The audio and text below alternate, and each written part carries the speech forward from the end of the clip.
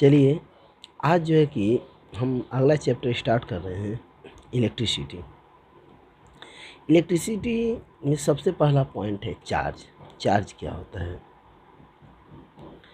तो चार्ज जो होता है ये फंडामेंटल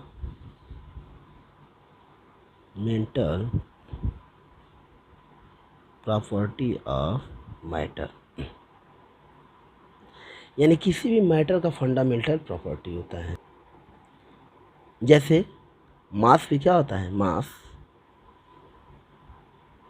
मास भी किसी भी मैटर का फंडामेंटल प्रॉपर्टी। मतलब क्या हुआ कि बिना मास के कोई मैटर नहीं हो सकता। यानी जितने भी मैटर आप देख रहे हैं उसमें कुछ ना कुछ मास ज़रूर है। सबसे छोटा जैसे मान लीजिए कि एटम है, इसका भी मास होता है, और बड़ा सा बड़ा प्लैनेट है उसका भी मास होता है। उसी तरह से सेम जितने भी मैटर हैं सबके अंदर कुछ ना कुछ चार्ज है। क्यों है? क्योंकि जितने भी मैटर हैं वो जो है कि एटम से मिलके बने हैं, ठीक।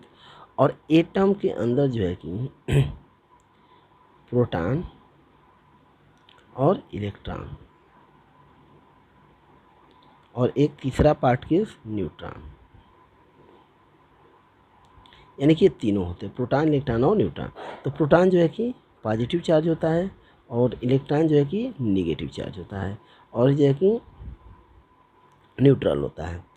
यानी कहने का मतलब कि जितने भी जो मैटर है वो एटम से मिलके बने हैं और जितने भी एटम हैं उसके अंदर चार्ज होता है। यानी कहने का मतलब कि जितने भी मैटर हैं उसके अंदर चार्ज होता है, यानी कि बिना चार्ज के कोई मैटर एग्जिस्ट नहीं करता है। और चार्ज को जो है कि क्यू से डिनोट किया जाता है, क्यू। और इसकी जो यूनिट होती है वो होती है कूलम। सी से डिनोट करते हैं इसको। चार्ज का जो फार्मूला होता है क्यू इक्वल टू होता है एन ई, ठीक। एन का मतलब नंबर ऑफ इलेक्ट्रॉन और ई का मतलब इलेक्ट्रॉन पे कितना चार्ज होता है। तो इलेक्ट्रॉन पे जैसे चार्ज होता है 1.6 इंटू 10⁻⁹ कूलम, ठीक है। ये जो है कि फार्मूला होता है Q equal to N.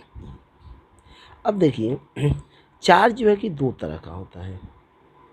Charge two types के होते हैं, एक होता है पॉजिटिव और एक होता है नेगेटिव, ठीक। तो इसमें जो लाइक चार्ज होते हैं, लाइक यानी कि पॉजिटिव और पॉजिटिव एक दूसरे को रिपेल करते हैं, यानी कि दूर ढकेलते हैं। निगेटिव और निगेटिव भी यही करते हैं, एक दूसरे को दूर ढकेलते हैं।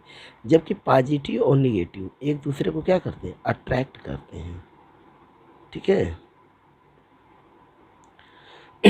यानी कि जितने भी लाइक चार्ज हैं एक दूसरे को रिपेल करेंगे और अनलाइक चार्ज एक दूसरे को अट्रैक्ट करते हैं। अब देखिए पॉजिटिव और नेगेटिव चार्ज कैसे बनते हैं। अगर किसी भी मैटर में अगर प्रोटॉन्स ज़्यादा यानी पॉजिटिव ज़्यादा तो पॉजिटिव चार्ज हो जाएगा, और अगर इलेक्ट्रॉन्स ज़्यादा यानी निगेटिव ज़्यादा तो निगेटिव चार्ज होता है। जितने भी मैटर्स हैं, कोई भी अगर मैटर्स हैं उसके अंदर पॉजिटिव और निगेटिव दोनों चार्ज होता है। ऐसा नहीं है कि सिर्फ पॉजिटिव चार्ज हो या सिर्फ निगेटिव। पॉजिटिव अगर कोई मैटर है उसका मतलब कि उसके अंदर जो पॉजिटिव चार्ज है वो ज़्यादा है, अगर निगेटिव है तो उसके अंदर इलेक्ट्रॉनों की संख्या जो है कि ज़्यादा है। जैसे देखिए पॉजिटिव का मतलब क्या हुआ, जैसे मान लीजिए कि ग्लास रॉड है, यानी कि कांच का रॉड, शीशे का रॉड, ठीक है। ये ग्लास का रॉड है। इसको रेशम का जो कपड़ा होता है, रेशम का कपड़ा, उससे अगर इसको हम रगड़ेंगे यानी कि उस पर क्या करेंगे, घिसेंगे, तो ये जो कांच ये है इससे इलेक्ट्रॉन टूट के क्या होते हैं, इस रेशम के कपड़े पे आ जाते हैं। यानी रगड़ते हैं तो क्या होता है, इलेक्ट्रॉन टूट के रेशम के कपड़े पे आ जाता है। तो इसमें जो है कि इलेक्ट्रॉन की कमी हो गई। तो इलेक्ट्रॉन की जब कमी हो गई यानी कि प्रोटॉन तब ज़्यादा हो गए, यानी प्रोटॉन जब ज़्यादा हो गए तो मतलब कि जो ग्लास रॉड है क्या हो गया, पॉजिटिव हो गया। इलेक्ट्रॉन निकल जाने का मतलब कि इसमें प्रोटॉन की संख्या, क्योंकि इलेक्ट्रॉन और प्रोटॉन की संख्या इक्वल होती है। अगर इलेक्ट्रॉन जैसे मान लीजिए कि 10 प्रोटॉन है, कोई मैटर है, इसमें 10 इलेक्ट्रॉन है, ठीक, इसमें से एक इलेक्ट्रॉन निकल गया, यानी कि अब कितना बचा, 9 बचा, तो प्रोटॉन ज़्यादा हो गए, यानी प्रोटॉन ज़्यादा का मतलब कि जो मैटर है वो कैसा हो जाएगा, पॉजिटिव चार्ज हो जाए। यानी कि ग्लास रॉड को अगर हम रेशम के कपड़े से रगड़ेंगे तो इससे इलेक्ट्रॉन टूट के इसके पास चले जाएंगे, यानी कि इलेक्ट्रॉन कम हो जाएंगे, प्रोटॉन ज़्यादा, यानी कि जो ग्लास रॉड है वो पॉजिटिव, यानी कि तरह पॉजिटिव मैटर की तरह काम करेगा। अब देखिए निगेटिव चार्ज का मतलब, जैसे एमोनाइट एक मैटर होता है, एमोनाइट, ठीक है, उसको यदि जैसे मान लीजिए कि ऊनी कपड़ा है, ठीक है, ऊनी कपड़ा है जो कि मतलब जैसे स्वेटर वेटर है, अगर उससे हम रगड़ेंगे, जो एबोनाइट की छड़ है, वुलन मान लीजिए कोई क्लॉथ है, अगर इससे इसको हम रगड़ेंगे तो इसका इलेक्ट्रॉन टूट के इसके अंदर आ जाए, यानी कि वुलन से कपड़े से जो है कि इलेक्ट्रॉन टूट के इस एबोनाइट छड़ के अंदर आ जाता है, यानी कि इसमें इलेक्ट्रॉनों की संख्या क्या होती है, बढ़ जाती है, यानी निगेटिव चार्ज क्या होते हैं, बढ़ जाते हैं। और जब निगेटिव चार्ज बढ़ जाएंगे तो एबोनाइट की जो छड़ है वो जो है कि रिलावेसिट यानी कि निगेटिव चार्ज की तरह काम करने लगेगी। और इसी चीज़ को, यानी देखिए ये दोनों मैटर जो है कि इंसुलेटर हैं, यानी कि एक, अब चलिए इसमें कंडक्टर इंसुलेटर पर देख लेते हैं। एक होता है कंडक्टर, यानी दो तरह के जो कि मैटर होते हैं, एक कंडक्टर होता है और एक होता है इंसुलेटर। तो कंडक्टर और इंसुलेटर का मतलब क्या होता है, कंडक्टर का मतलब कि ये अपने अंदर से होकर चार्ज को जाने देता है, यानी अगर यहाँ पे हम कोई करंट लगाएं तो एक करंट जो क्या होगा कंडक्टर से होकर यहाँ पे आ जाएगा। जैसे घर में हम लोग की जो लाइट आती है इलेक्ट्रिसिटी, तो कापर के वायर की जब जो भी मतलब वायर होते हैं ना वह कापर या एल्यूमिनियम के बने होते हैं, तो कापर से होके क्या होता है इलेक्ट्रिसिटी जो कि फ्लो करती है, यानी कि कापर क्या है, कंडक्टर है। इंसुलेटर का मतलब क्या होता है, जिससे होके इलेक्ट्रिसिटी न जाए, वो जो है कि इंसुलेटर। जैसे जो वायर होते हैं उसके ऊपर प्लास्टिक की कवर लगी होती है, जितने भी वायर होते हैं उसके ऊपर प्लास्टिक की कवर लगी होती है, वो कवर क्या होता है, इंसुलेटर होता है। या लकड़ी ले लीजिए, लकड़ी भी क्या है, इंसुलेटर है, ठीक। तो इसमें इंसुलेटर देखिए, ये जो चार्ज हैं, एवोनाइट की छड़ है, ये उलेन है, ये दोनों क्या हैं, इंसुलेटर। तो इंसुलेटर के द्वारा जो चार्ज का ट्रांसफ़र होता है तो ऐसी इलेक्ट्रिसिटी को हम स्टैटिक इलेक्ट्रिसिटी कहते हैं, स्टैटिक इलेक्ट्रिसिटी, ठीक है। यानी इंसुलेटर के द्वारा जो चार्ज का ट्रांसफ़र होगा वो स्टैटिक इलेक्ट्रिसिटी, जो कि बहुत ही कम समय के लिए एग्जिस्ट करता है, बहुत ही कम समय के लिए एग्जिस्ट करता है। और कंडक्टर के अंदर से होकर के जो इलेक्ट्रिसिटी या जो चार्ज फ्लो करते हैं वो जो है कि करंट इलेक्ट्रिसिटी कहलाता है, करंट इलेक्ट्रिसिटी। तो हम लोग को करंट इलेक्ट्रिसिटी ही पढ़ना है।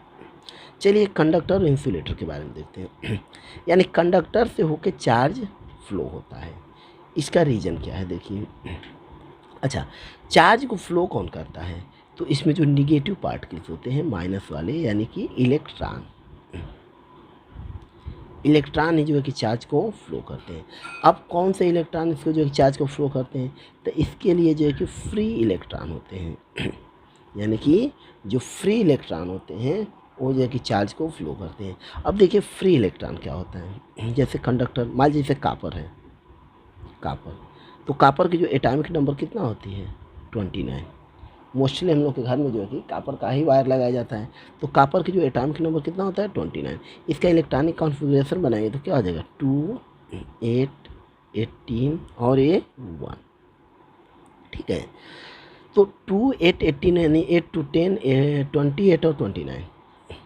तो आप लोग जानते हैं कि जो इलेक्ट्रॉनिक कॉन्फ़िगरेशन बनाते हैं तो बीच में न्यूक्लियस होता है, इसके बाहर जो है कि ऐसे सेल होते हैं, ऐसे, ठीक है, इस तरह से, इस तरह से, ठीक। तो सबसे जो लास्ट वाला सेल होता है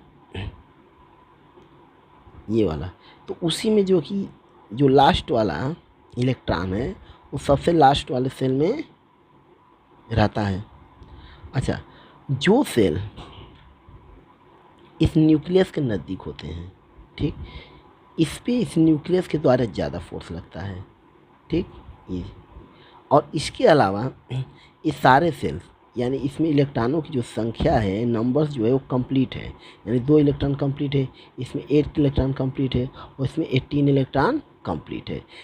ये वाला जो है कि कंप्लीट नहीं है और इसके बावजूद जो है कि सबसे न्यूक्लियस से सबसे ज़्यादा दूरी पे है, ठीक।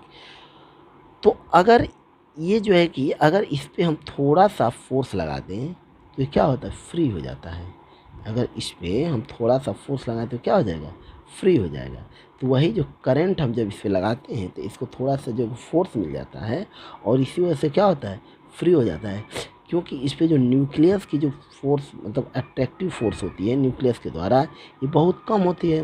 तो जो कोई भी जो बाहरी अगर फोर्स इस पर हम लगाते हैं तो क्या होता है, फ्री होता है और फ्री हो जाता है और फ्री होने के कारण ये जो है कि इलेक्ट्रिसिटी को जो है कि कंडक्ट करता है।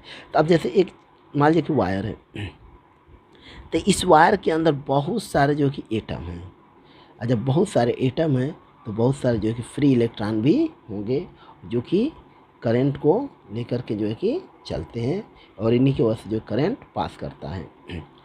जो इंसुलेटर होते हैं तो इंसुलेटर के अंदर वही फ्री इलेक्ट्रॉन जो ये है ये नहीं होता है, इसलिए जो कि इंसुलेटर से जो है कि करंट नहीं पास करता है। अब चलिए देखते हैं इलेक्ट्रिक करंट क्या होता है। इलेक्ट्रिक करंट, तो इलेक्ट्रिक करंट का मतलब rate of flow of charge, यानी कि rate of flow of charge क्या कहलाता है, इलेक्ट्रिक करंट। यानी I is equal to, electric current को जो है कि I से डिनोट करते हैं, I is equal to Q upon t. Q का मतलब चार्ज और T का मतलब टाइम, ठीक। यानी कि कितने समय में किसी भी, मान लीजिए कि कंडक्टर है, ठीक, ये कंडक्टर है, यहाँ से अगर मान लीजिए कि हम नोट करें इसके आगे भी कंडक्टर है, यानी ये बैरियर है। तो इससे जो है कि कितने समय में कितने चार्ज यहाँ से पास कर गए, ठीक है।